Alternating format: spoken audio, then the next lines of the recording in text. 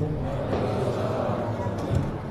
Bismillahirrahmanirrahim. Alhamdulillahirabbil alamin. Sallallahu wasallam wa baraka ala abdihi wa rasulihi nabiyina Muhammad wa ala alihi wa ashabihi ajma'in. Amma ba'd. Alhamdulillah, kita bersyukur pada Allah Subhanahu wa taala pada hari ini, hari Sabtu pagi menjelang siang, 29 Rabiul Awal 1445 Hijriah. Kita dimudahkan oleh Allah Subhanahu wa taala untuk duduk bersama mengkaji ayat-ayat suci Al-Qur'an dan hadis dari Rasul sallallahu alaihi wasallam dalam sebuah kajian dengan tema dahsyatnya hari hisab. Salawat dan salam semoga selalu Allah berikan kepada Nabi kita Muhammad sallallahu alaihi wa alihi wasallam, pada keluarga beliau, para sahabat, serta orang-orang yang mengikuti beliau sampai hari kiamat kelak.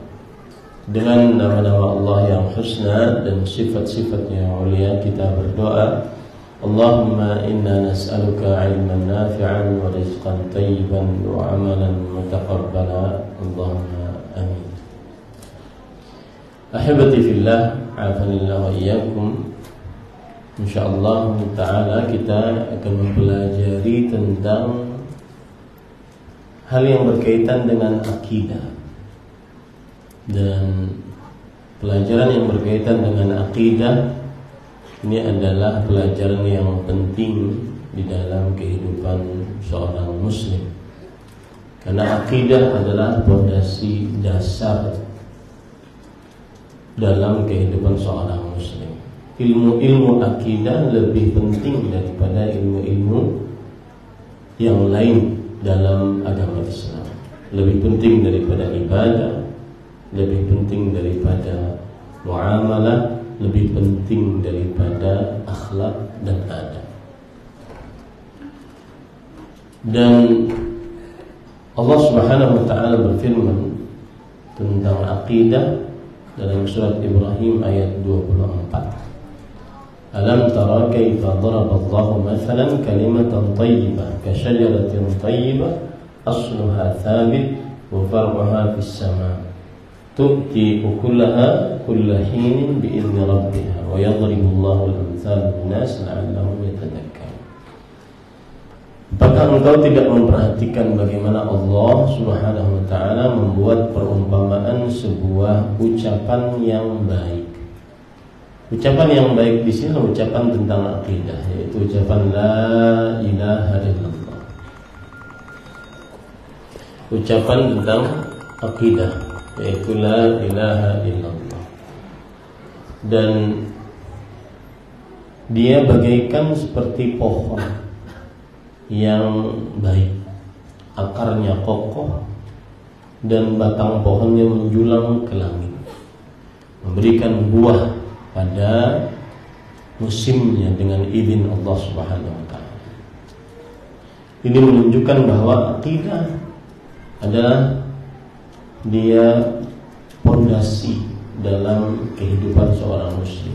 Perumpamaannya seperti akar pohon daripada pohon tersebut.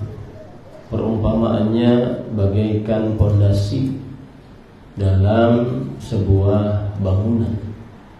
Perumpamaannya bagaikan ruh pada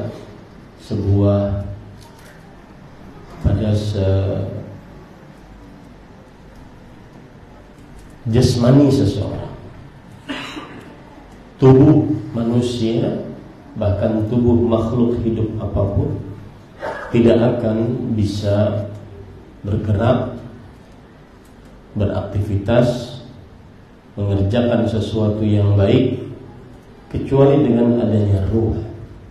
Begitulah akidah.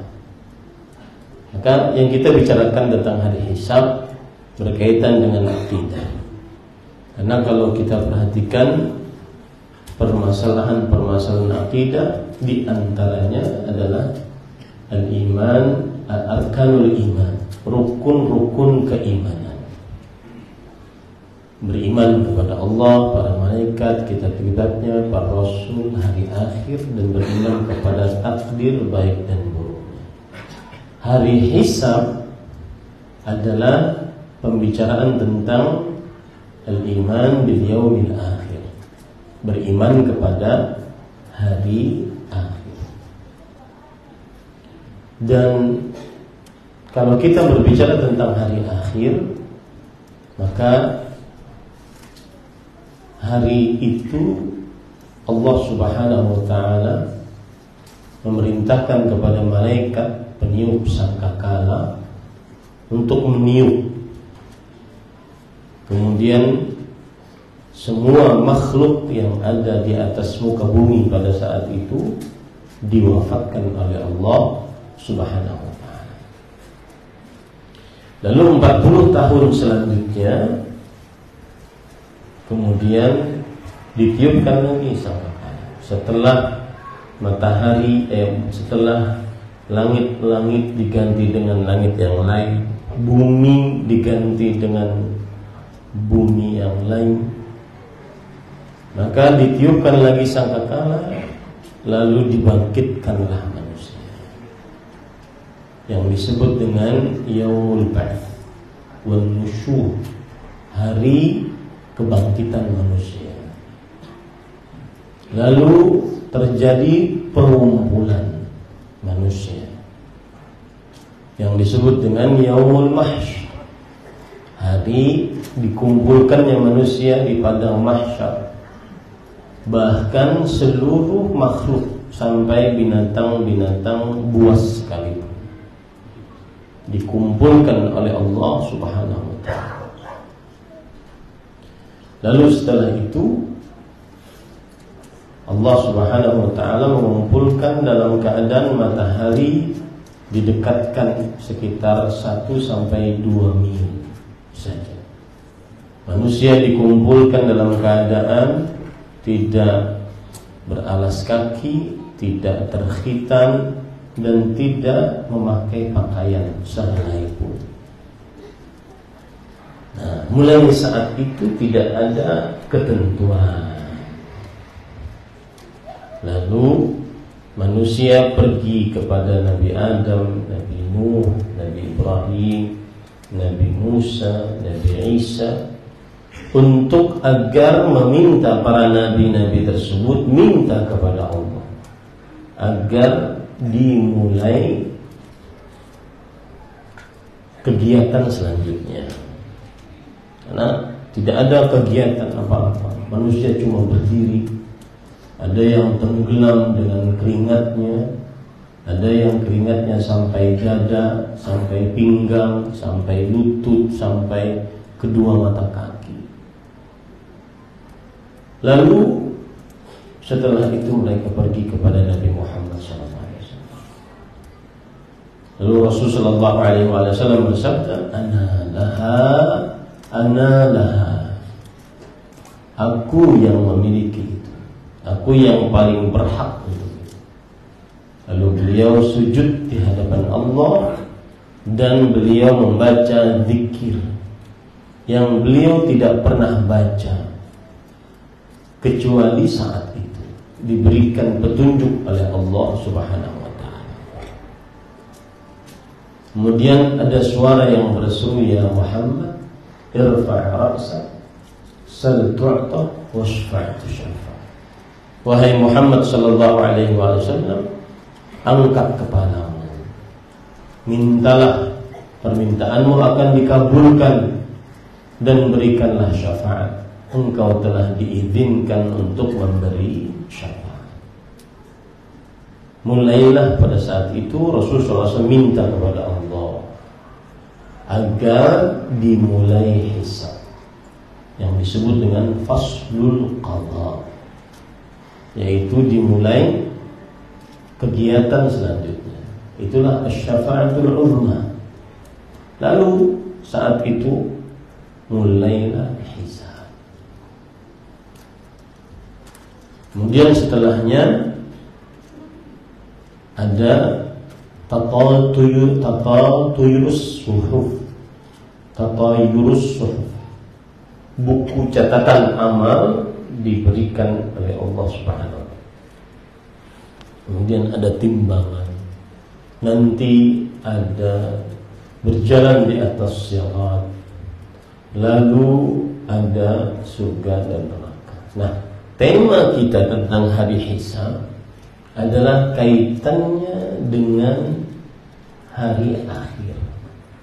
Dan hari akhir berkaitan dengan permasalahan akidah. Di sini letak tema ini penting. Jadi kalau ditanya, tema ini penting karena berkaitan dengan apa? Akidah. Satu. Yang kedua, tema ini penting karena ini tema merupakan manifestasi dari pengamalan hadis Rasul sallallahu alaihi wasallam, yaitu aktsiru dzikra hazimil ladzat.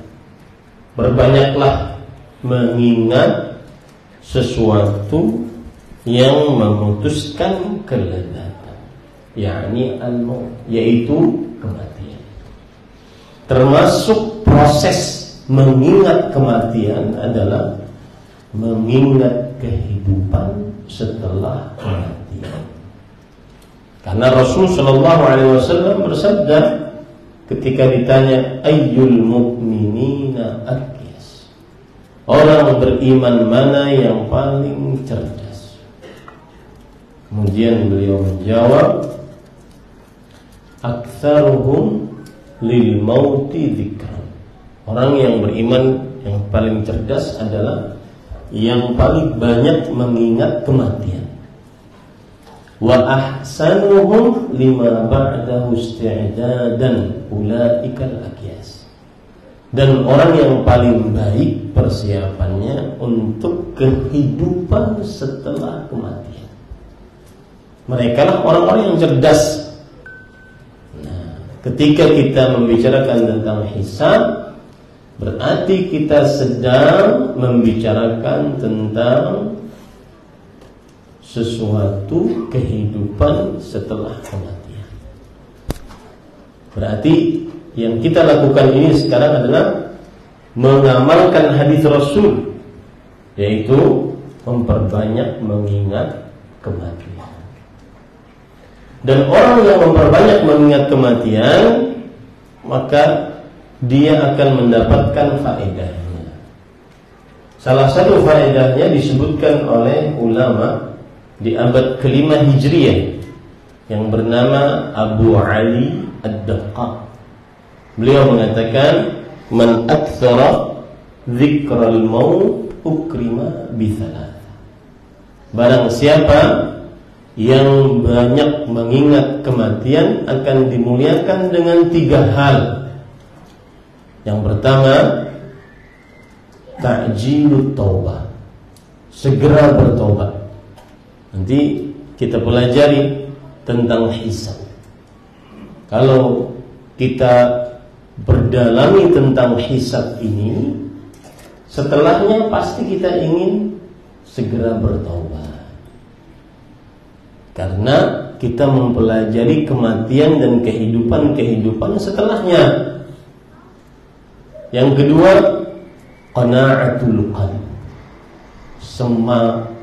rasa puas qalbu dalam menerima nikmat dari Allah Subhanahu wa taala. Yang ketiga, nasyatul ibadah, semangat beribadah. Nanti lihat saja setelah kita mempelajari dahsyatnya hisab, maka akan timbul kesemangatan untuk beribadah kepada Allah. Kenapa? Karena pembicaraan tentang hisab, pembicaraan tentang kematian dan kehidupan setelah kematian, yang faedahnya adalah 3 tadi. Ta'jilut taubat, segera bertobat atas dosa. Yang kedua, qana'atul qalb, puas hati atas pemberian Allah, selalu bersyukur dengan pemberian Allah. Yang ketiga, nasyatul ibadah, semangat untuk beribadah kepada Allah Subhanahu wa taala. Nah, ini sisi yang kedua. mengapa tema ini penting.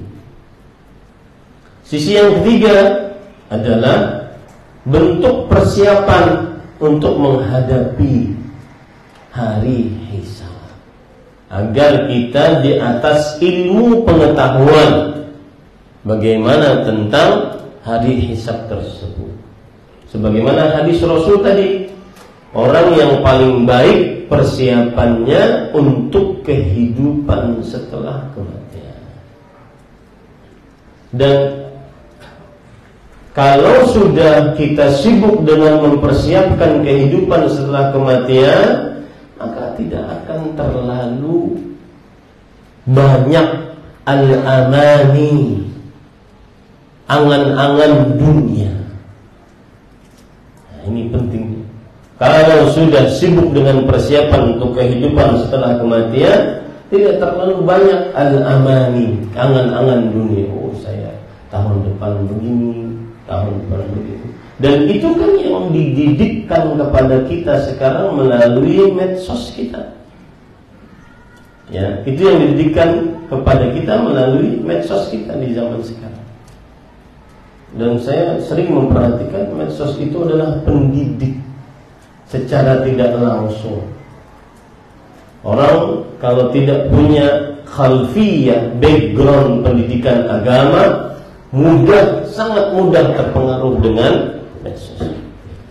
Contoh misalkan, di hari-hari ini ditimbulkan video kalau jenis perempuan itu sifatnya suka selingkuh. Maka akhirnya timbullah komen-komen, kalau sudah begini, perempuan mana lagi yang akan kita percaya? Dan ini harus diteliti secara ilmu psikologi. Benarkah seorang perempuan itu suka selingkuh? Kalau tidak, berarti itu merendahkan perempuan, yang sama dengan merendahkan ibunda kita. Nah, ini hati-hati.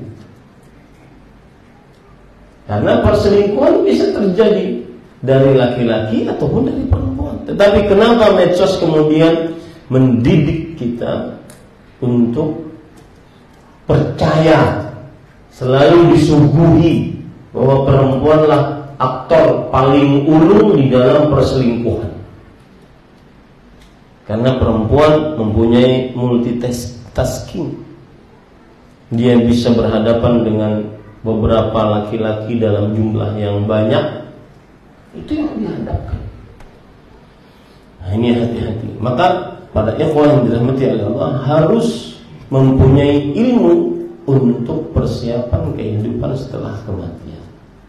Kalau sudah punya ilmu untuk persiapan kehidupan setelah kematian, maka akhirnya tidak terlalu pusing dengan kehidupan dunia. Karena yang ada dalam benaknya bukan al-amani, bukan angan-angan yang ada di dalam dunia saja, tapi bagaimana saya bisa selamat, sukses setelah mati. Dan yang jadi masalah, kita ini tidak tahu kapan mati. Allah berfirman dalam Al-Quran, وَمَا تَدْرِي نَفْسٌ مَاذَا تَكْسِبُ غَدًا وَمَا تَدْرِي نَفْسٌ بِأَيِّ أَرْضٍ تَمُوتُ.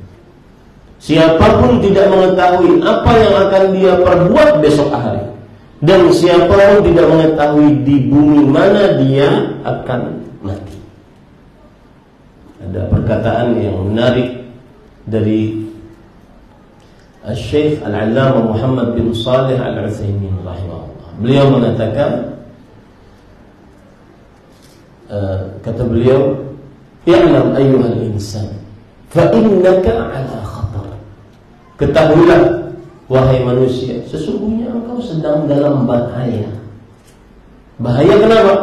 Karena bisa saja kematian dari arah mana saja menimpa kita. Li'anna al-maut laysa lana ajalun ma'lum. Karena kematian kita tidak memiliki ilmu tentangnya, kapan kita mati. Kemudian beliau mencontohkan, qad yakhrujul insan min baitihi wa la yarji'u. Kadang seseorang keluar dari rumahnya dan dia tidak kembali. Wa qad yanamul insan ala firashihi wa la yaqumu min.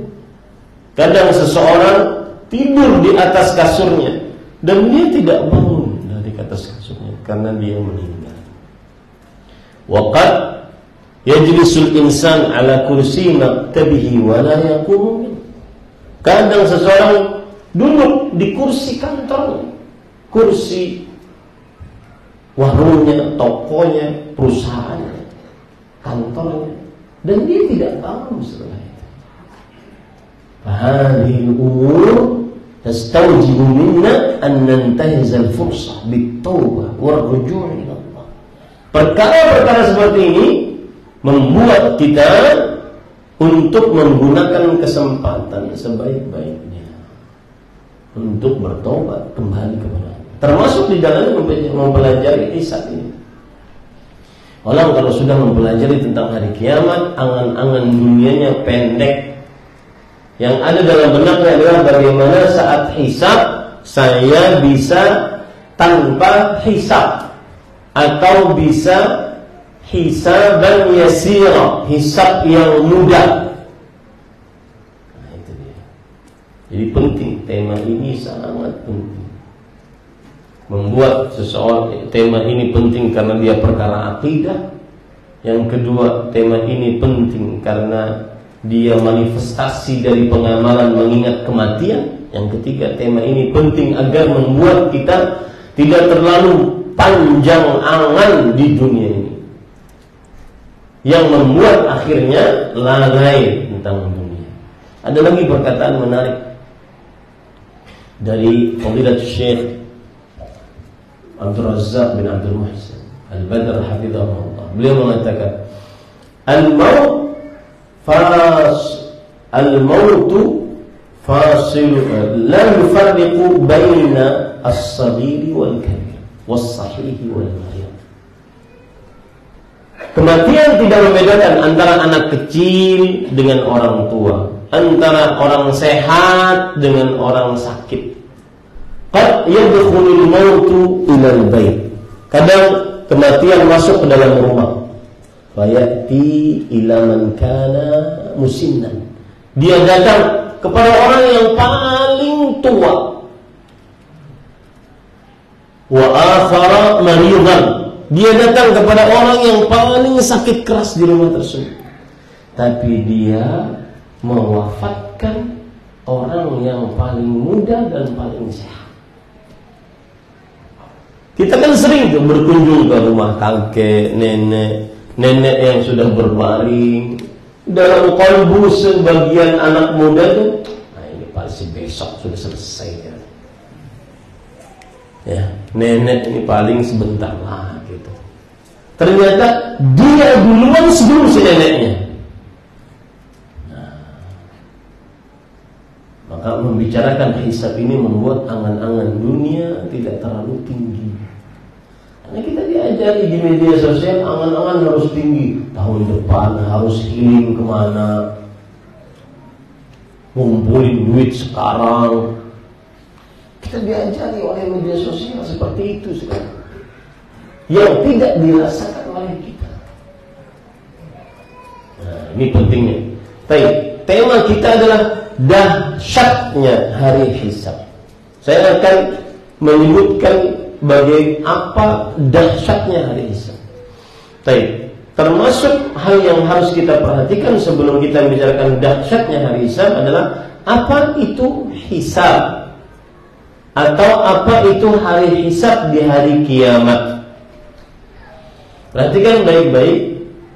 Para ulama rahimahumullah ta'ala mengatakan hari hisab adalah an yuqifal haqqu tabaraka wa ta'ala ibadahu bayna yadayhi wa yu'arrifahum bi'a'malihim allati 'amiluha wa aqwalihim allati qaluha wa ma kanu 'alayhi fi hayatihim ad-dunya min iman wa kufr wa istiqamatin wa mihrab wa ta'atin wa isyan wa ma yastahiqunahu ala ma qaddamuhu min ithabatin wa 'uqubah wa ita'il 'ibadi kutubahum bi aymanihim in kanu salihin wa bi shimalihim in kanu salihin. Hisab secara ringkasnya adalah Allah memperkenalkan kepada hamba perbuatan dan ucapannya selama di dunia. Itu hisab. Allah memperlihatkan kepada hamba perbuatan dan ucapannya selama di dunia di hadapan hamba-hambanya. Itulah hisab. Nanti ada Allah memberdirikan hamba tersebut. Lalu Allah mengenalkan, ya fulan, ini dosamu, ingat enggak? Ini ucapanmu, ingat tidak? Ini ketaatanmu, ini maksiatmu, ingat tidak? Itulah hisab. Ada nanti hisab-hisab itu ada yang mudah dan ada yang sulit. Itulah hisab. Jadi hisab adalah hitungan, tetapi dengan cara Allah memperlihatkan amalan dan ucapan hamba-hamba selama dia di dunia. Itulah hisab. Ya, itulah apa? Hisab. Kemudian para ikhwan yang dirahmati oleh Allah Subhanahu wa taala, hisab wajib kita yakini keberadaannya, karena dia berdasarkan Al-Quran, hadis dan ijma'. Allah berfirman dalam Al-Quran surat Al-Insyiqaq ayat 7-8, فَأَمَّا مَنْ أُوتِيَ كِتَابَهُ بِيَمِينِهِ فَسَوْفَ يُحَاسَبُ حِسَابًا يَسِيرًا. Barang siapa yang diberikan kitabnya melalui kanannya, maka ia akan dihisab dengan hisab yang mudah. Dalil dari Al-Quran. Berarti wajib kita yakini adanya hisab. Dan ini tidak usah diperdebatkan. Yang tidak percaya ada hisab berarti tidak beriman. Dan ini saya menyinggung tentang debat, ya. Ada perkataan dari Imam Malik rahimahullah ketika diajak debat oleh orang. Kata beliau, kalau seandainya engkau mengajakku debat, lalu engkau bisa mengalahkanku di dalam debat tersebut, lalu apa? Apakah kemudian nanti datang orang lain yang bisa mengalahkanmu di dalam debat lagi? Apakah kemudian kita akhirnya terus berdebat? Agama bukan untuk didebatkan, agama untuk diyakini. Ya. Makanya ciri Ahlus Sunnah wal Jamaah adalah belajar ilmu agama untuk diamalkan, bukan untuk didebatkan. Jarang orang-orang Ahlus Sunnah wal Jamaah berdebat. Karena kalau seandainya si fulan bisa mengalahkan di dalam debatnya si fulan, lalu nanti datang lagi si fulan yang lain mengalahkan ini, apakah agama dibangun seperti itu? Tidak. Agama bukan dibangun untuk berdebat, tapi untuk diamalkan. Maka harus tahu dalil dari Al-Quran dan hadis tentang hisab. Adapun dalil dari hadis Rasul sallallahu alaihi wasallam riwayat Imam Ibnu Hibban. Aisyah radhiyallahu anha bercerita, aku mendengar Rasulullah sallallahu alaihi wasallam bersabda, Allahumma hasibni hisaban yasira. Ya Allah, hisablah aku dengan hisab yang mudah. Lalu Aisyah radhiyallahu anha bertanya, ya Rasulullah, mal hisabul yasir? Apa itu hisab yang mudah? Dan ingat, ibu-ibu, Aisyah radhiyallahu anha ketika bertanya ini umur beliau tidak lebih dari 20 tahun.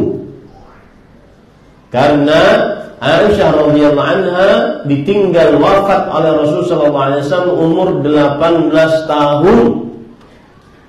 Artinya yang kita bisa ambil pelajarannya di sini adalah malah masa muda itu yang kita semestinya tanamkan kepada anak-anak muda tentang hari kiamat. Nih sekarang ikut kajian. Berapa anak muda yang umur 20-an ke bawah yang ikut kajian sekarang? Mungkin sekolah oke. Tapi di luar waktu sekolah, misalkan hari Ahad, jangan lupa kenalkan anak-anak kita majelis ilmu yang diajarkan di dalamnya tentang hari akhirat. Mengingat kehidupan di akhirat, kehidupan setelah kematian. Jangan seperti kita sudah umur 40, 50, 60 baru duduk di majelis ilmu. Jangan wariskan keteledoran gaya hidup kita kepada anak cucu kita. Para sahabat Nabi radhiyallahu anhu, mereka itu masih muda-muda. Aisyah radhiyallahu anha bertanya, apa itu hisab yang mudah wahai Rasulullah? Beliau menjawab, an yanzura fi sayyiati. Allah melihat kepada dosa-dosa hamba tersebut. Wa yatajawazu lahu anha. Dan kemudian Allah memaafkan dosa-dosa tersebut. Itu hisab mudah. Di hisab mudah adalah Allah mengatakan kepada hamba, ya fulan, tahu enggak ini dosamu? Tahu enggak ini dosamu? Tahu enggak ini dosamu? Tahu enggak ini dosamu? Orang itu menjawab, iya, itu dosa. Itu dosaku ya Allah. Dia enggak bisa mengelak. Makanya para ulama mengatakan, silahkan melakukan maksiat asal nanti di akhirat bisa mengelak dari hisab di hadapan Allah, dan itu mustahil. Nah, Allah Subhanahu wa taala berfirman di dalam surat Al-Kahfi, wa wajadu ma 'amilu hadiran wa la yadhlimu rabbuka ahada. Dan mereka akan mendapati apa yang mereka amalkan itu hadir di hadapan mereka. Itulah hisab, dihadirkan di hadapannya. Dan Rabbmu tidak akan pernah berbuat zalim. Ini para ikhwan dalam hati Allah. Nah, kalau sudah berpikir begini kan, saat mau melihat di HP tante-tante goyang, hisab. Ya, nanti diperlihatkan. Saat mau melakukan maksiat, dihisab. Akhirnya tidak jadi. Itu yang saya katakan tadi, pentingnya tema ini, membuat seseorang akhirnya dia segera bertobat, puas qalbunya selalu atas pemberian Allah, dan semangat beribadah karena dia selalu ingat hisab. Allah memperlihatkan amalnya, lalu Allah memakluminya. Sebagaimana hadis riwayat Imam Muslim dari Abdullah bin Umar radhiyallahu anhu, Rasul sallallahu alaihi wasallam bersabda, "Innallaha yudnil mu'min yaumal qiyamah." Pak, rasakan ini Pak, seakan-akan kita berlaku itu. Sesungguhnya Allah mendekat kepada hambanya pada hari kiamat. Tsumma yad'u kanafahu alaihi. Rasakan hamba tersebut adalah kita. Lalu Allah menutup atas hamba tersebut. Tidak ada kecuali antara kita dengan Allah Subhanahu wa taala. Tsumma qala ya fulan. Lalu Allah berfirman kepada si fulan tersebut, "Ata'rifu dzamba kadza?" Tahu enggak ini dosamu? Kemudian si fulan mengatakan, "Bala ya Rabb." Iya wahai Rabb. "Ata'rifu dzamba kadza?" Tahu enggak ini dosamu? Iya wahai Allah. Hatta idza qarrarahu bi dzunubi, sampai dia mengakui seluruh dosa-dosanya. Wa ra'a nafsahu annahu halak, dan dia mengira bahwasanya dirinya pasti binasa. Allah berfirman pada hamba tersebut, laqad satartuha 'alaika fid dunya wa ana aghfiruha lakal yawm. Aku sudah tutupi dosa-dosamu tersebut di dunia. Alhamdulillah. Wallahi Pak, salah satu nikmat Allah terbesar di dunia ini, Allah menutup dosa kita. Kalau Allah bongkar dosa itu, benar-benar terhina kita. Allah tutup dosa kita. Aku sudah tutup dosamu di dunia, dan hari ini ku ampuni dosa-dosamu tersebut. Itulah hisab yang mudah. Kemudian Rasulullah SAW bersabda, innahu man nuqishal hisaba yawma idzin halak.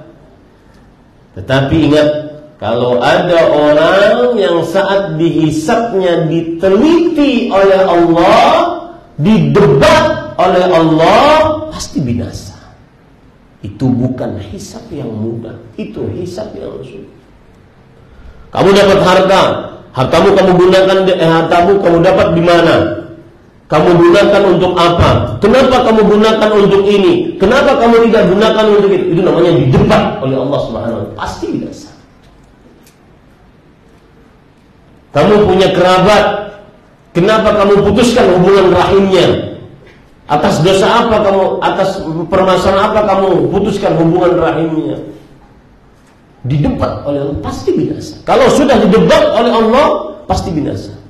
Hisab yang mudah bukan berarti tidak ada hisab, tetapi Allah memperlihatkan dosa-dosa kita, lalu setelah itu Allah tutupi dan Allah kasih maghfirah atas dosa. Itulah hisab yang mudah. Ini dalil menunjukkan adanya hisab.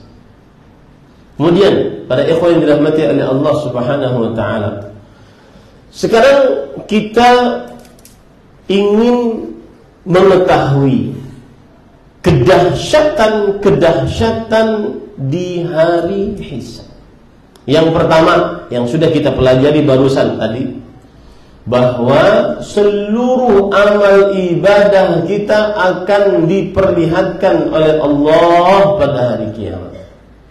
Mau amal ibadah yang baik atau yang buruk, maka hati-hati ya. Kalau dia amal ibadah yang buruk, siapkan itu jawabannya dan pertanggungjawabannya di hadapan Allah.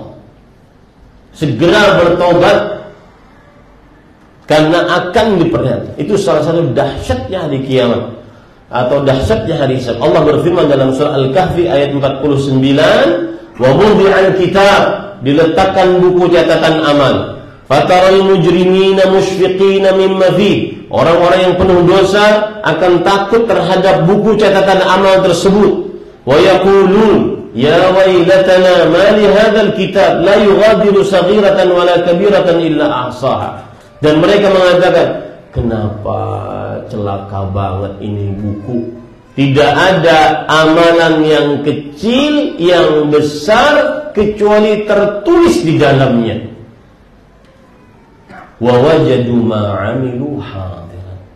Dan mereka mendapati apa yang telah mereka lakukan dan ucapkan hadir di hadapannya. Dia nonton perbuatannya sendiri. Subhanallah. Ini pemandangan dahsyatnya hari hisab yang sangat luar biasa. Wala yadhlimu rabbuka ahada. Rabbmu tidak akan menzalimi seorang pun. Ini para ikhwah yang dirahmati oleh Allah Subhanahu wa taala. Itu pemandangan pertama, dahsyatnya hari hisab. Semua perbuatan kita akan diperlihatkan oleh Allah. Yang bisa kita sembunyikan sekarang akan diperlihatkan oleh Allah SWT. Nah, tinggal nanti apakah Allah memperlihatkannya antara Allah dengan hamba itu saja, tidak diketahui oleh makhluk-makhluk lain, atau nanti Allah perlihatkan itu di hadapan makhluk-makhluk lain untuk menghinakan dia. Kalau sudah bicara seperti ini Pak, dada sesak, ya, sering menghela nafas, tidak terfikir lagi itu angan-angan dunia, mau ke Eropa, mau ke sini, ke sini. Yang kedua, salah satu dahsyatnya hisab adalah nanti akan didatangkan para saksi-saksi di hari kiamat, terutama para nabi. Allah berfirman dalam surah Az-Zumar ayat 69, wa asyraqatil ardu binuri rabbiha, bumi terang dengan cahaya dari Allah. Wa wudi'al kitab, diletakkan buku catatan amal. Waji'a bin nabiyyin, datanglah para nabi. Kemudian kita akan ditanya oleh Allah Subhanahu wa ta'ala, bagaimana sikap kita terhadap nabi yang diutus kepada kita. Bima ajabtumul mursalin, apa yang kalian jawab terhadap dakwahnya para rasul, terutama Nabi kita Muhammad. Bagaimana perintah-perintah Rasul, seberapa banyak kita mentaatinya. Bagaimana larangan-larangan Rasul SAW, seberapa banyak kita menjauhinya. Akan didatangkan oleh, apakah, makanya saya katakan, yang sering menghina dakwah sunnah dengan mengatakan bahwa dalil orang-orang yang memerangi bid'ah cuma satu, man 'amila 'amalan laisa 'alaihi amruna fahuwa. Ini nanti orang di hadapan Rasulullah SAW, bagaimana dia berhadapan? Mencela hadis beliau sallallahu alaihi wasallam. Pemandangan dahsyat di hari kiamat. Mengatakan sunnah-sunnah Rasul SAW dengan hal-hal yang keji. Jenggot sunnah Rasul SAW, perintah Rasul bahkan. Semakin panjang jenggotnya semakin goblok. Bagaimana dia berhadapan dengan Rasul SAW?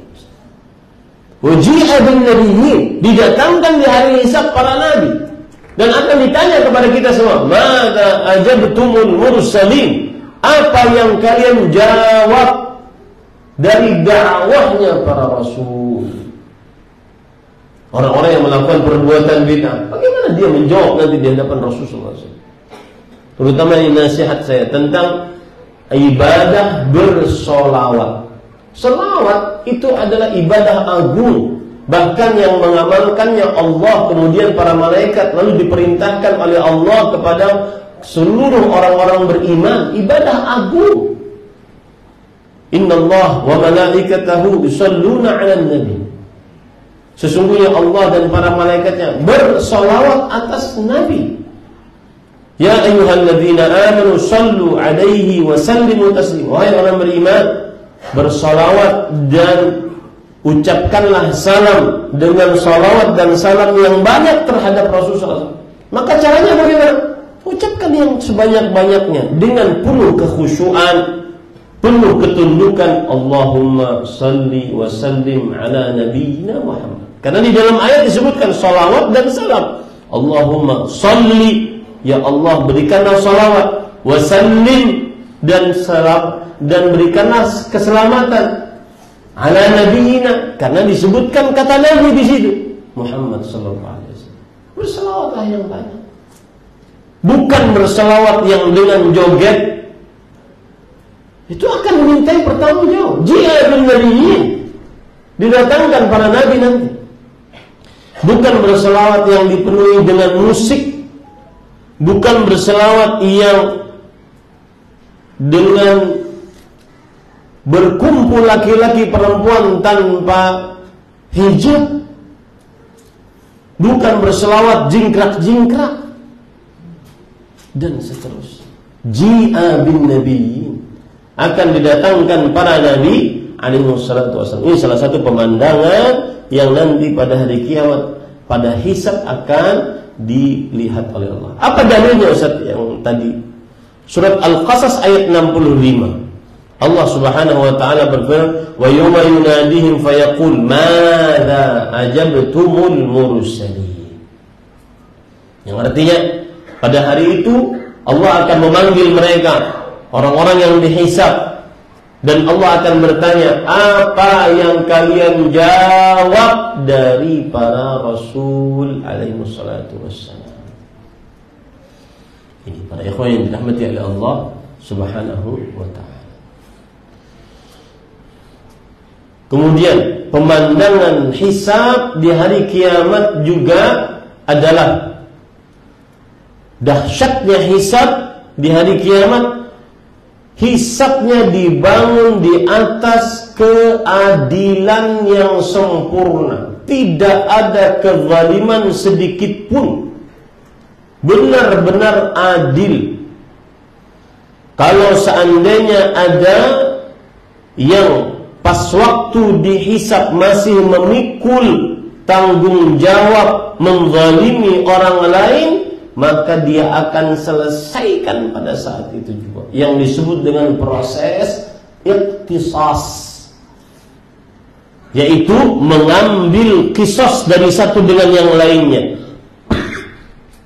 Makanya hati-hati Bapak Ibu yang ahli ibadah, ahli sholat wajib, sholat sunnah, ahli puasa wajib, puasa sunnah, ahli baca Quran, ahli umroh, haji, ahli zakat, tetapi punya tanggungan terhadap orang lain.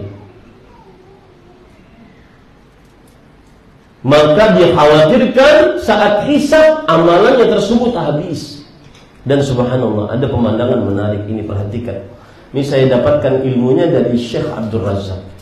Kata beliau, semestinya manusia itu bagaimanapun besarnya dosa, selama bukan syirik, pasti pahalanya lebih besar.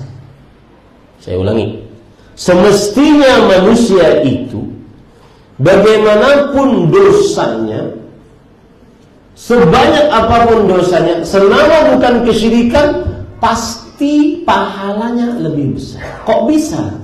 Coba perhatikan sistem pencatatan pahala dan dosa yang disebutkan oleh Rasulullah SAW. Rasulullah SAW bersabda, "Innallaha katabal hasanat was-sayyi'at." Sesungguhnya Allah Subhanahu wa taala Allah Subhanahu wa taala menulis bagaimana tata cara penulisan pahala dan penulisan dosa.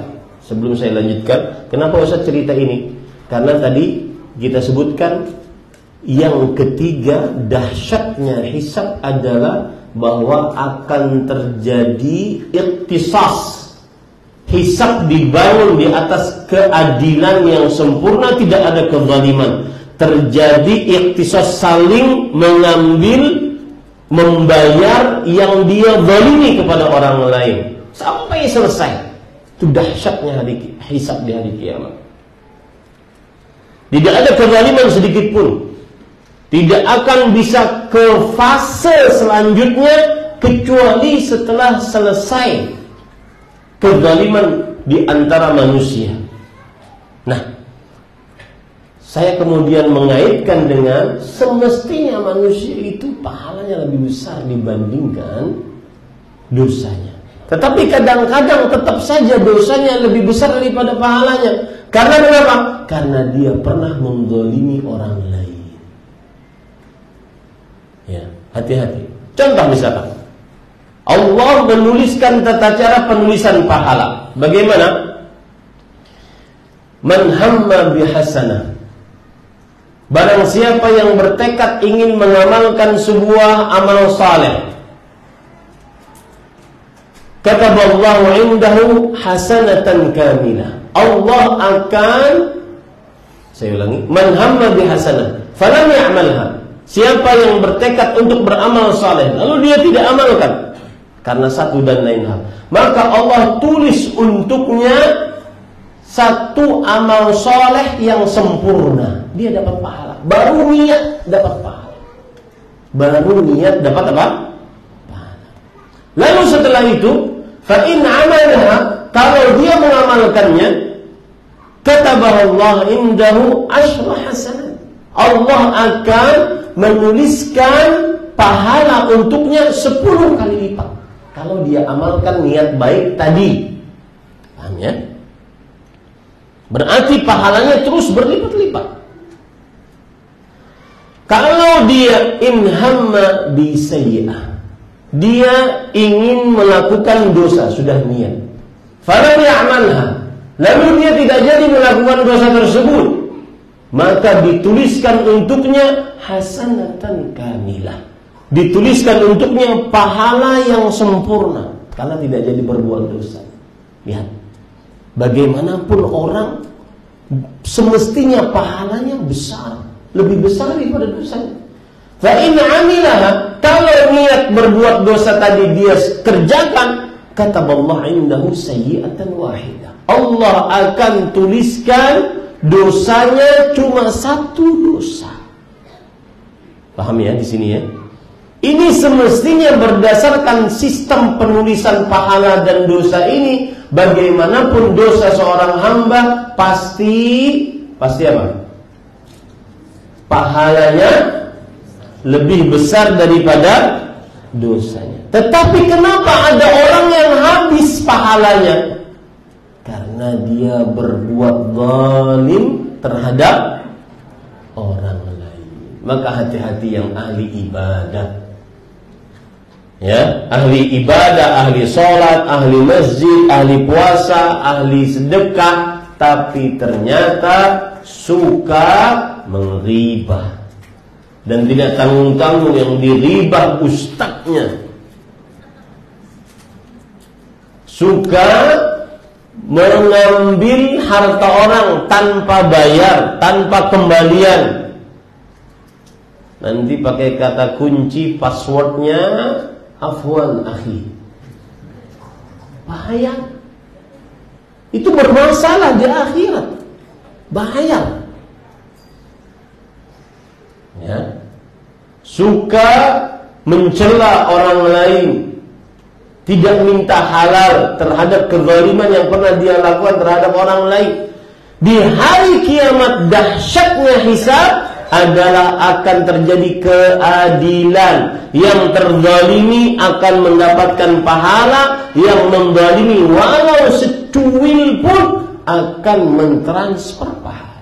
Wala yadhlimu rabbuka ahada. Rabbmu tidak akan menzalimi seorang pun.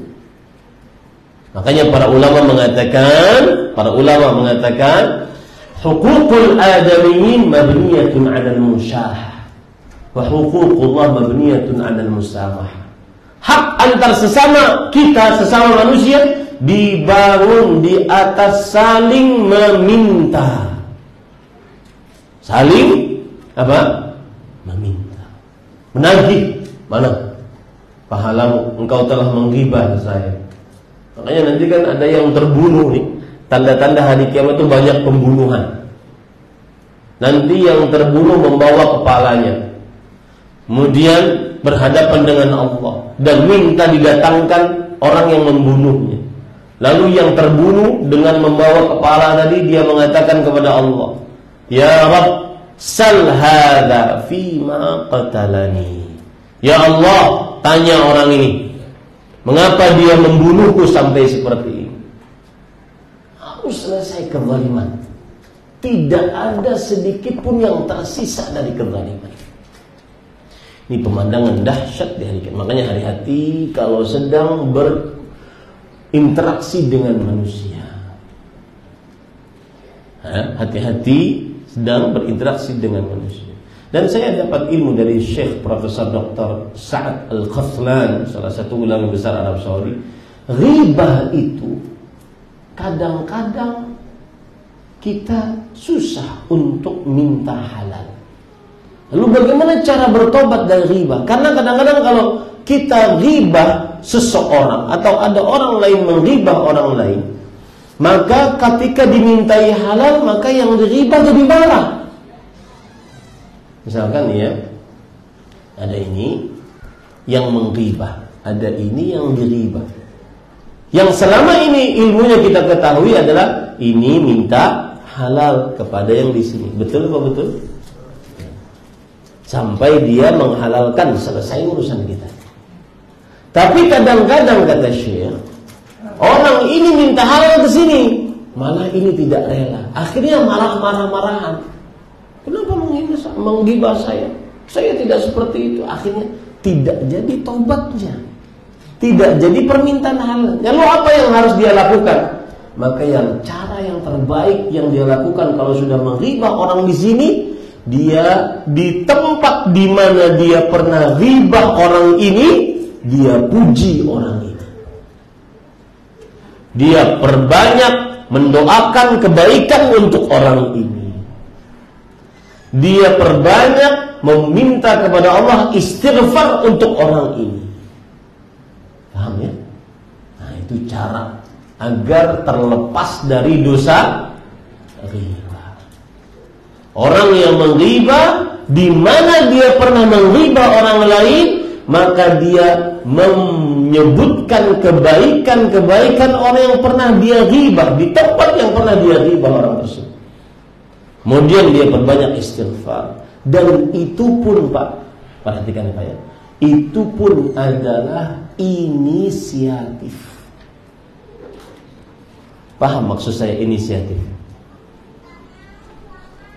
Maksudnya adalah tetap di hari kiamat akan terjadi apa? Iqtisas. Qisas, pengambilan qisas satu dengan yang lain. Ya. Dan tidak ada maaf di hari kiamat. Enggak ada maaf. Oh ya saya maafkan ya Allah, enggak. Semuanya perlu pahala. Enggak, kamu pernah menghibah saya, setor pahala saya. Makanya salah satu kiatnya puji dia dengan kebaikan. Perbanyak berdoa kepada Allah untuk dia mendapatkan kebaikan, maghfirah, agar riba-riba tadi terhapus.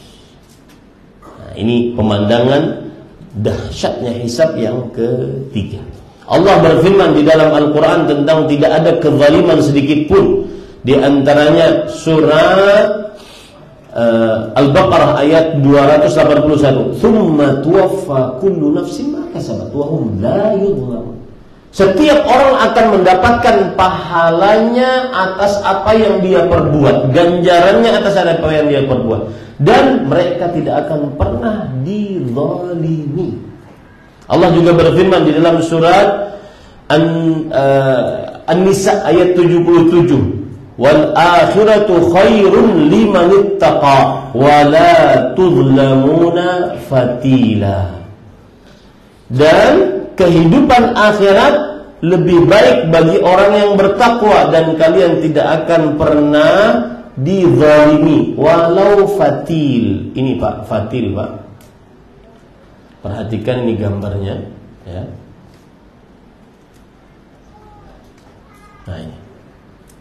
Fatil itu adalah biji kurma, di tengahnya ada belahan.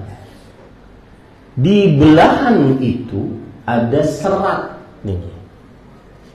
Sekecil itu Pak, tidak akan pernah Allah tinggalkan kezaliman antara manusia.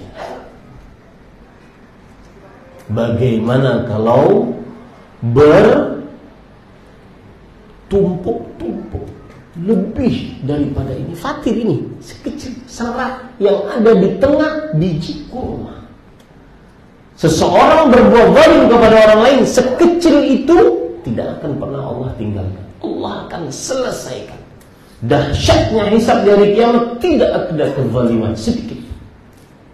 Bahkan jangankan antar manusia, binatang Allah akan selesaikan urusannya.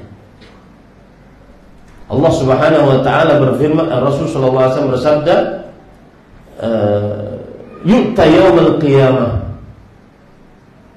tuqadu bisyatil jalha min as-satil qurana hatta yuqtassam." Akan didatangkan kambing yang tanduknya patah dengan kambing yang mematahkan tanduknya sampai diambil kisos darinya. harus selesai.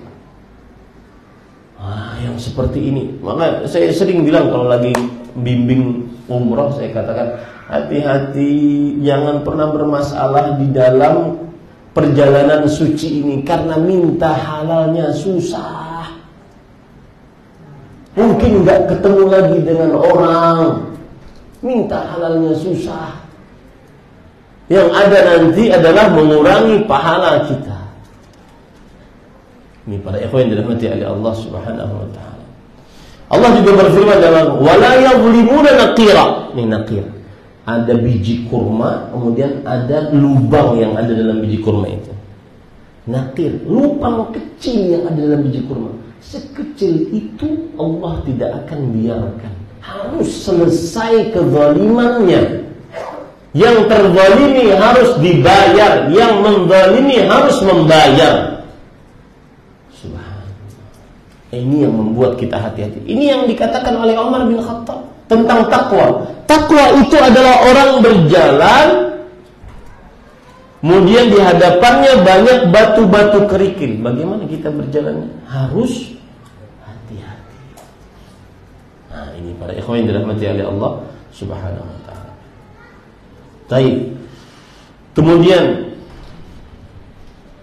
dahsyatnya hari hisab di hari kiamat yang lain adalah yaitu Allah Subhanahu wa taala akan menghisab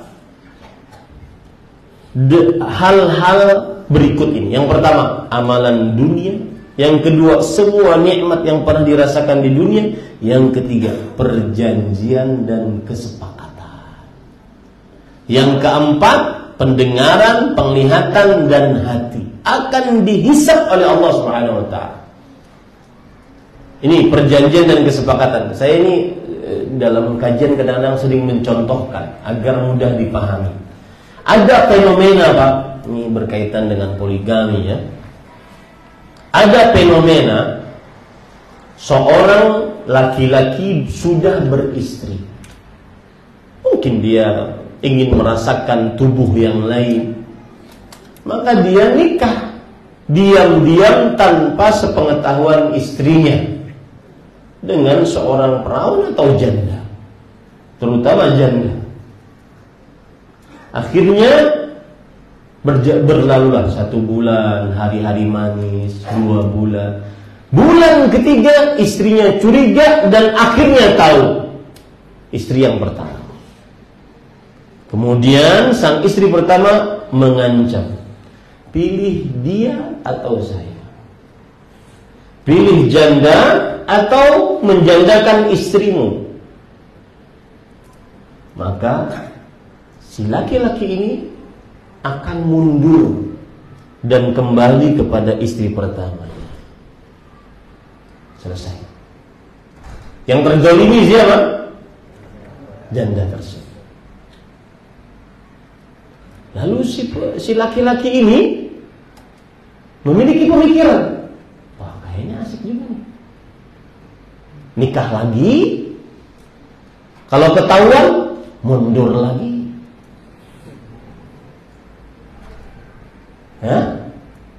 Nikah lagi, yang ketiga ketahuan lagi, mundur lagi.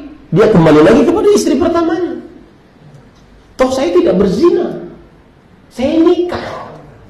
Nah, ini fenomena ada kaitannya dengan perjanjian dan kesepakatan.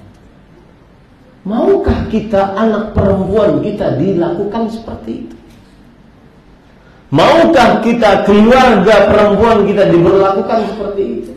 Dan itu banyak laki-laki yang cuma modal mau cicip-cicip dengan tubuh yang lain. Kalau ketahuan istri sahnya atau istri pertamanya, semuanya sah ya. Kalau tahu istri pertamanya, mundur dia. Yang terzalimi siapa? Ya, para janda, istri yang kedua, istri yang ketiga yang tadi. Dan ingat, itu sebuah kezaliman. Makanya saya nasihatkan kepada ibu-ibu, saudari-saudari muslimah, jangan mau dizalimi. Caranya agar tidak dizalimi bagaimana? Kalau memang ingin dipoligami, maka salah satu caranya adalah dia harus memberitahu kepada istri pertamanya. Dan harus ada pernyataan istri pertama tahu. Masalah ridha itu mungkin susah. Nggak ada istri yang meridhai. Karena bagi para istri, poligaminya suami itu lebih dahsyat, lebih menyakitkan daripada matinya suami.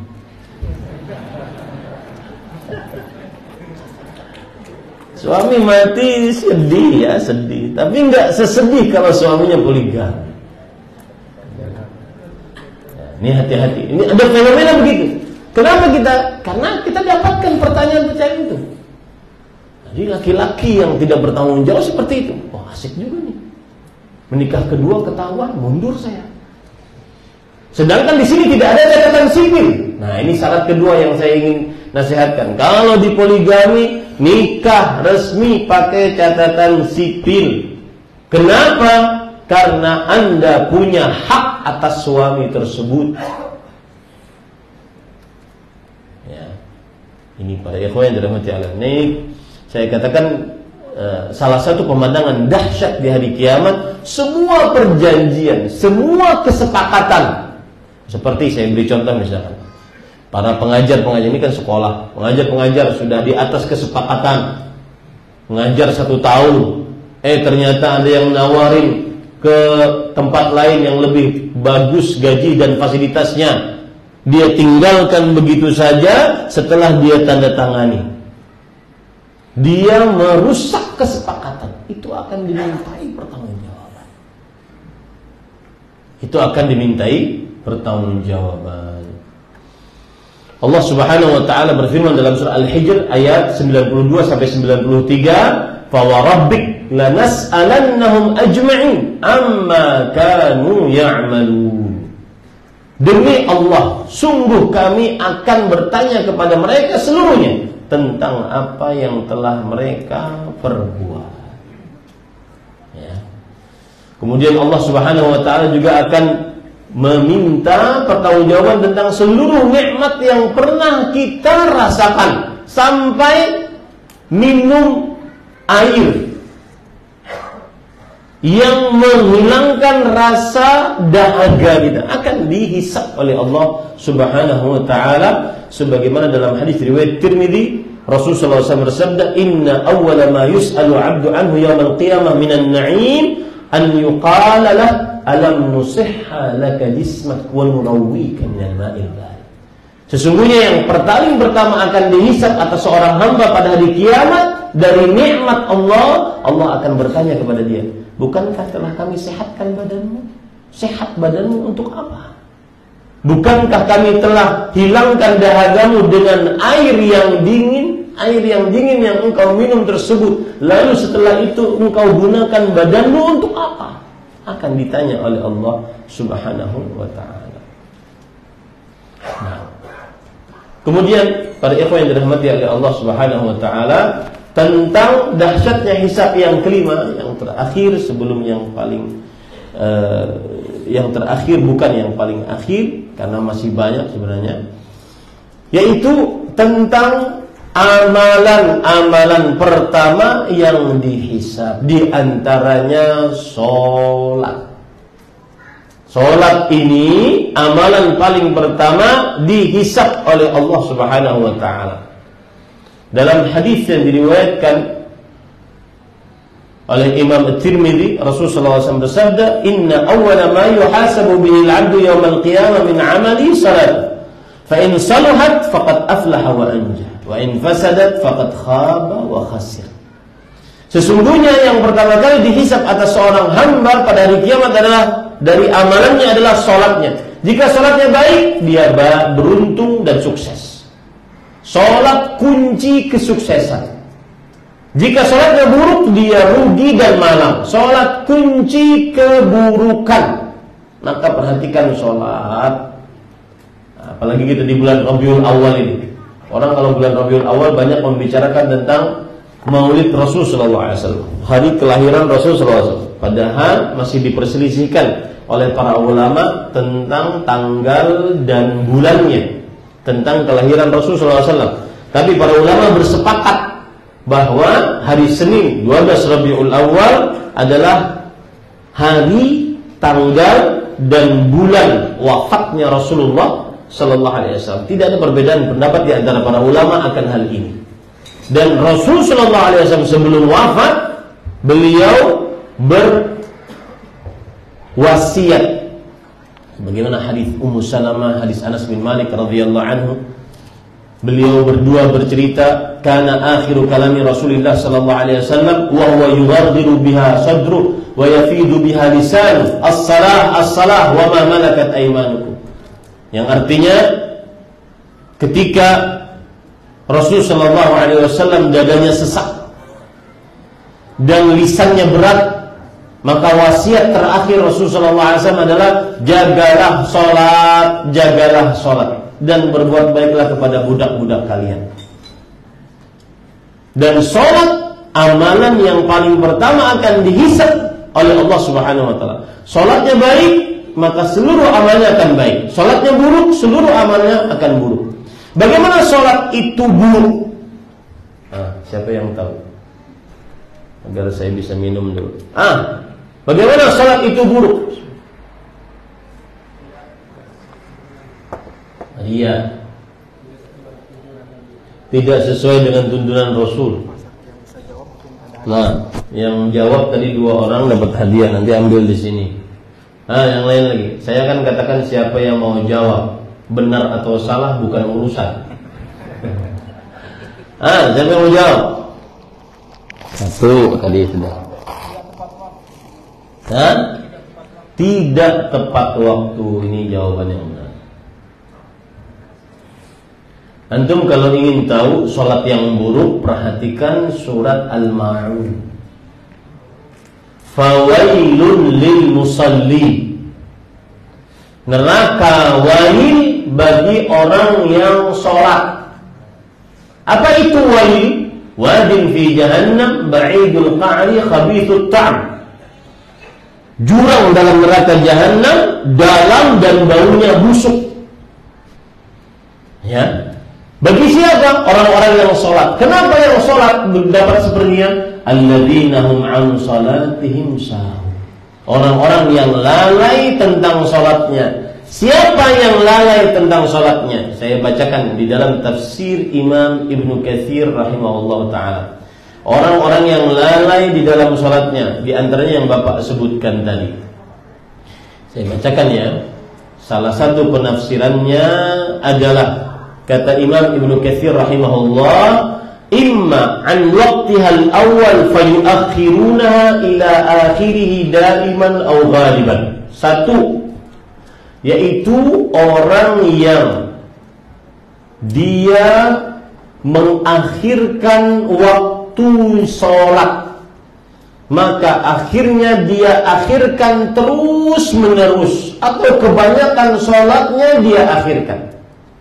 Sholatnya di akhir waktu, ini orang yang buruk sholatnya. Hati-hati antum-antum bekerja yang masih kadang-kadang di jalan, harus punya siasat. Bekerja bukan alasan untuk mengakhirkan waktu sholat. Bekerja bukan alasan syar'i untuk mengakhirkan waktu sholat. Harus punya siasat.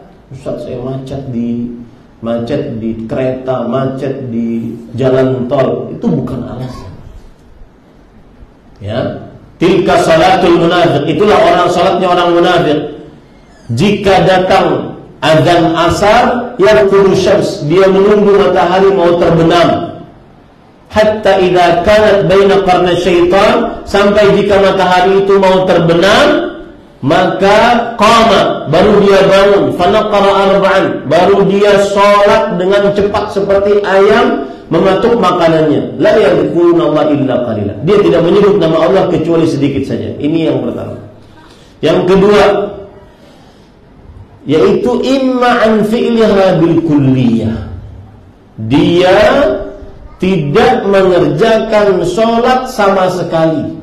Ini lalai tentang sholatnya, ini buruk tentang sholatnya, tidak sholat sama sekali. Yang ketiga, imma an fi'liha fil waqtil muqaddari laha syar'an fayukhrijuha an waqtiha bil kulliyah. Berkata ahli tafsir dari kalangan tabi'i Masruq, salat yang buruk adalah orang yang salat di luar waktu tanpa ada alasan syar'i. Salat di luar waktu, ini terutama yang menjamak. Jamak apa? Ayo ngaku. Maghrib dan Isya hampir setiap hari. Ini tidak sah. Saya nanya langsung kepada Syekh Abdul Razak. Syekh, waktu itu kita jalan mau maghrib. Syekh, ini orang nunggu bis, kadang-kadang sholatnya terlambat, dia menjamak. Mungkin kerja di Jakarta padahal orang Bekasi, kerja di Jakarta padahal orang Bogor. Dia menjamak hampir setiap hari sholat maghrib dan isya, jamak terakhir. Tidak sah sholat. Tidak sah sholat. Bukan alasan syar'i untuk dijamak. Harus mempunyai siasat bagaimana sholat tepat pada waktunya. Ya, ini hati-hati. Sholat di luar waktu tanpa ada alasan syar'i. Yang ketiga, yang keempat, imma an adaiha bi arkaniha wa syurutiha 'alal wajhil ma'mur. Sholat yang buruk adalah sholat yang tidak menyempurnakan rukun dan syarat-syaratnya. Tidak tumakninah. 21 rakaat tarawih dengan 7 menit.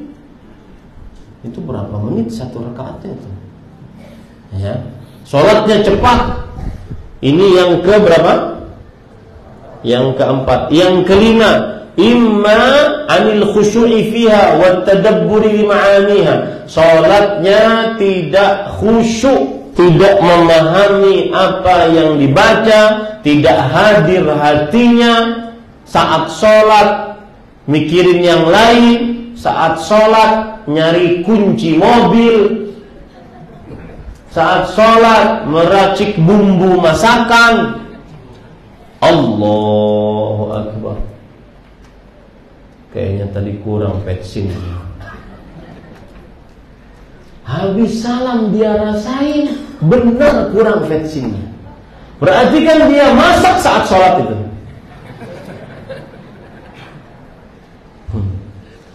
Kemudian Allahu Akbar. Ini laki-laki. Kunci tadi di mana kunci? Mulai. Sok-sok bijak. Turun tangan kanan. Ya ada. Kiri enggak. Muter dia. Oh, kayak jatuh-jatuh di bawah kursi. Habis salam dia cari di bawah kursi, dapat. Berarti sholatnya nyari kunci. Nah, ini termasuk orang yang buruk sholatnya. Ya. Kemudian yang ke-6, orang yang kadang sholat, kadang tidak sholat. Dan ini yang banyak. Sholatnya cuma subuh, zuhur, asar karena kerja tidak sholat. Maghrib isya karena sudah pulang baru bisa sholat lagi. Ini tidak dibenarkan. Ya, kadang sholat, kadang tidak sholat. Baik. Nah, itu beberapa dahsyatnya hari hisab di hari kiamat. Saya ingin ngasih hadiah terakhir. Tadi siapa? Yang tadi mana tadi yang jawab? Satu, silakan menjawab. Satu pertanyaan terakhir adalah siapa yang bisa meringkas kajian saya? Iya, saya sebutkan dahsyatnya saja. Dahsyatnya yang pertama.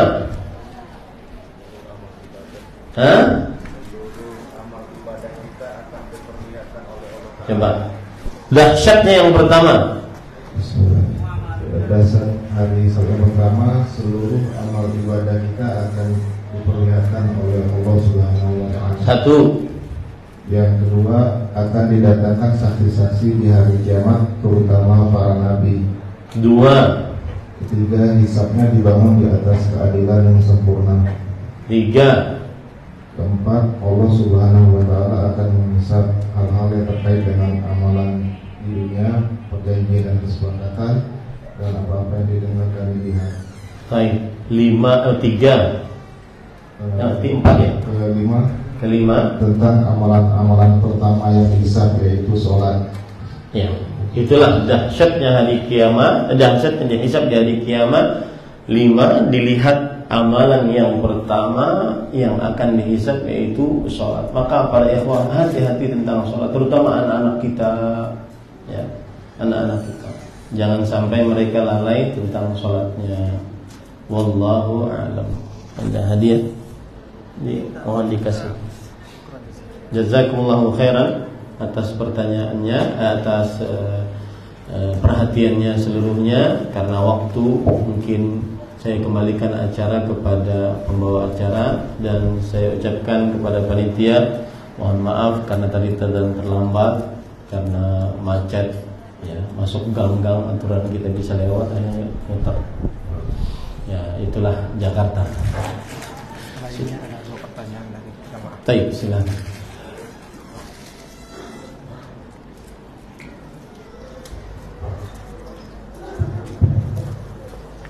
Syukran jazakallahu khairan kepada Ustaz Ahmad Zainuddin yang telah memberikan kita ilmu yang sangat bermanfaat pada kesempatan ini.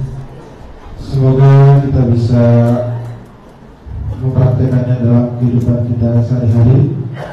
Setelah mendengar kajian dahsyatnya Yaumul Hisab, kita bisa bersegera untuk bertobat, kemudian bersemangat lagi dalam ibadah kita. Baik, bagi jamaah yang bertanya, silakan.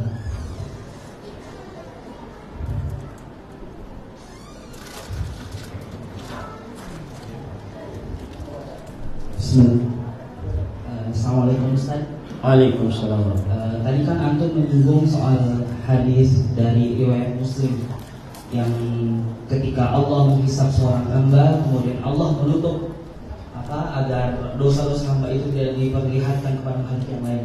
Yang ingin Anda tanyakan itu, apakah ketika Allah menghijab seorang hamba itu, kemudian hamba itu bertemu dengan Allah, dan tadi terjadi diskusi ya, Allah tunjukkan dosa A, B, C gitu kan. Itu seorang hamba itu bertemu dengan Allah atau bagaimana Ustaz keadaan? Jazakumullah khairan. Assalamualaikum warahmatullahi wabarakatuh. Bismillah, alhamdulillah. Mungkin yang bertanya agak kebingungan dari sisi, bukankah bertemu dengan Allah itu sebuah kelezatan? Dan ini menarik para ikhwan. Saya kalau cerita ini sering ternyuh gitu. Karena kita ini kan beribadah kepada Allah, sujud, ruku, doa, segala hajat kita sampaikan kepada Allah. Kalau lagi sedih kita mengeluhnya kepada Allah. Firman-firman Allah kita hafal, capek kita menghafalnya. Menghafalnya harus diulang-ulang seumur hidup. Sekali setoran 30 juz, tetapi murojaahnya seumur hidup. Capek kita. Tapi mana zatnya itu? Kita belum pernah bertemu dengan zat itu. Sekarang sebentar lagi kita akan berdiri berhadapan dengannya untuk mengabdi kepadanya sholat zuhur. Mana zat itu? Rindu kita ingin bertemu dengan zat tersebut. Kapan kita membuka tangan, kemudian berdoa, doa kita dikabulkan? Mana yang mengabulkan itu? Makanya salah satu nikmat Allah yang paling disukai penghuni surga adalah bertemu dengan Allah. Lezat melihat wajah Allah Subhanahu wa taala. Dalam hadis Rasulullah sallallahu alaihi wasallam bersabda, Allah berfirman, "Ya ahlal jannah, hal azidukum?" Wahai penghuni surga, maukah aku tambahkan kepada kalian nikmat dari apa yang telah kalian dapatkan? Kemudian penghuni surga mengatakan, "Ayyu syai'in afdalu min hadza?" Wahai Rabb kami, adakah yang lebih utama daripada ini? Kemudian Allah Subhanahu wa taala membuka hijab. Lalu fama u'tu syai'an, tidak ada sesuatu yang diberikan kepada penghuni surga ahabba ilaihim minan nadhari ila wajhillah. Tidak ada sesuatu yang paling diberikan kepada penghuni surga yang paling disukai oleh penghuni surga kecuali melihat wajah Allah Subhanahu wa taala. Nah, sekarang tadi kita ceritakan tentang hisab. Orang itu kan nanti melihat wajah Allah. Apakah dia sedang nikmat melihat wajah Allah? Nah, di sini para ulama menjelaskan saat penghuni surga masuk ke dalam surga itu melihatnya dengan kelezatan. Sedangkan saat hisab itu melihatnya dengan penuh tanggung jawab. Begitu ya? Wallahu a'lam. Nah, syukuran kepada yang bertanya pada hari ini, semoga bisa terjawab pertanyaan. Baik, pertanyaan satu lagi dari Akhwat mungkin ada dari Akhwat untuk panitia. Apakah ada yang mau bertanya dari Akhwat? Ada ya?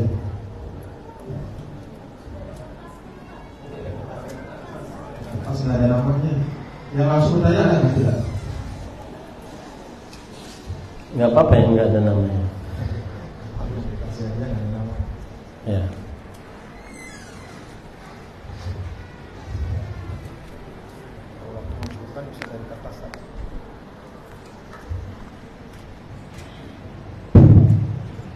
Assalamualaikum warahmatullahi wabarakatuh. Assalamualaikum. Terima kasih atas kesempatan yang diberikan pada saya untuk bertanya pada Ustaz. Begini Ustaz, tadi mengenai perjanjian dan kesepakatan dan dihubungkan dengan poligami. Ada yang mengatakan bahwa kesempurnaan seorang istri adalah mengizinkan seorang suami untuk menikah kembali, dan itu pun perlu dengan ilmu. Jadi tidak sembarangan gitu ya, mengizinkan seorang suami menikah lagi, harus berilmu dulu. Nah, bagi seorang yang ingin mencapai kesempurnaan seorang istri itu bagaimana? Bagi yang tidak berilmu, apakah cukup dengan orang-orang yang berilmu saja yang bisa mencapai kesempurnaan itu? Saya rasa itu saja Ustaz. Terima kasih. Assalamualaikum warahmatullahi wabarakatuh. Waalaikumsalam warahmatullahi wabarakatuh. Lihat, dari semua dahsyatnya hisab yang paling diingat poligami. Karena itu memang paling berat bagi perempuan. Maka saya nasihatkan kepada bapak-bapak yang beristri, jangan suka dijadikan candaan tentang poligami. Karena itu menyakitkan istri. Sedangkan menjaga perasaan pasangan harus wajib. Ya.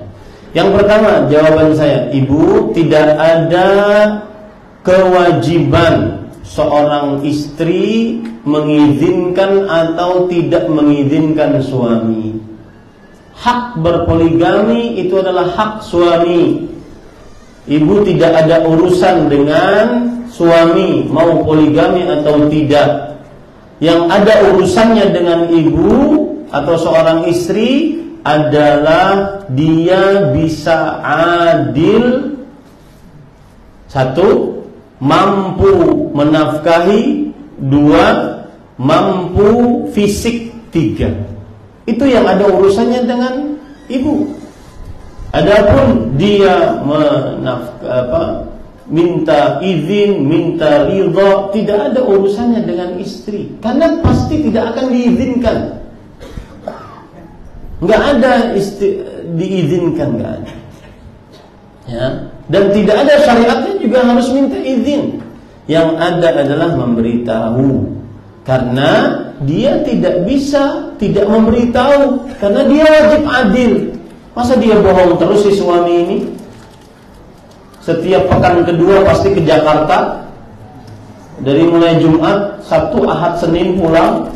Ternyata ada istri keduanya Ahmad Zainuddin di Jakarta. Kan nggak mungkin dia bohong terus. Ya, harus memberitahu kepada istrinya agar pembagiannya adil. Nah, itu maksudnya. Yang kedua, apa yang ibu ucapkan tadi, bahwa kesempurnaan seorang istri adalah ketika mengizinkan dan meridhoinya suami, itu perlu dalil. kesempurnaan seorang istri adalah saat melayani suaminya. Itu yang benar dan itu berdalil. Saat bagus terampil melayani suaminya, itu yang benar. Rasulullah SAW bersabda, la tu'addil mar'atu haqqa rabbiha hatta tu'addiya haqqa zawjiha.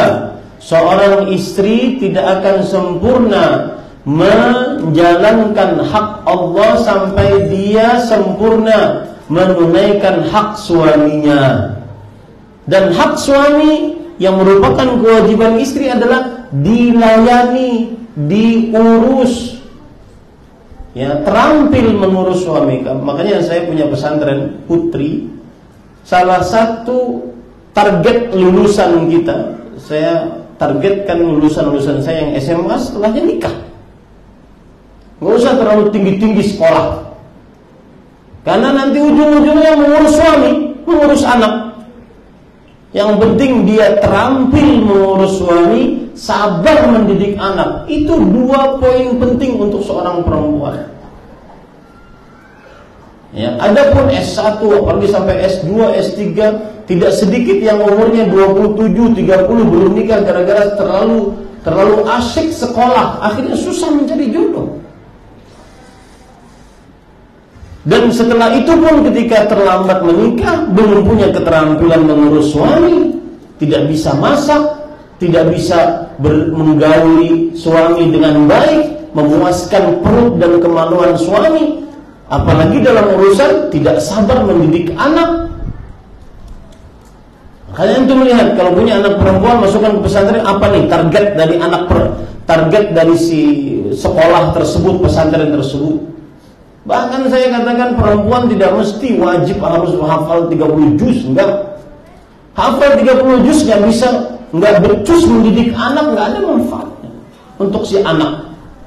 Yang paling penting adalah si ibu sabar mendidik anak dengan pendidikan yang benar. Itu yang paling penting. Makanya saya katakan ibu, statement yang mengatakan termasuk kesempurnaan seorang istri adalah mengizinkan suaminya poligami, atau istri yang sempurna adalah saat mengizinkan suaminya poligami. Ini perlu dalil. Yang benar adalah kesempurnaan istri saat dia terampil melayani suami, mengurus perut suami, mengurus kemaluan suami. Nah, itu tuh. Saat suami memuji masakan ibu-ibu, nah itu adalah istri yang sukses, kesempurnaan istri di situ. Terampil mengurus kemaluan suami, syahwat suami tersalurkan dengan baik dan benar sehingga dia tidak memerlukan yang lain. Itu baru kesempurnaan seorang istri. Ya, bisa dimaklumi. Nah, ini jawaban ini sangat menguntungkan ibu-ibu. Ya, tapi begitulah, nggak ada dalilnya. Termasuk kesempurnaan seorang istri adalah mengizinkan suaminya yang pertama tidak ada izin dalam poligami. Kalau mau nikahnya sekarang datangin. Ya, nggak ada harus izin. Yang ada memberitahu agar nanti adil, ya. Tapi tema kita hisab, bukan. Cukup kiranya. Wallahu a'lam. Sallallahu alaihi wa sallam. Alhamdulillahirabbil alamin.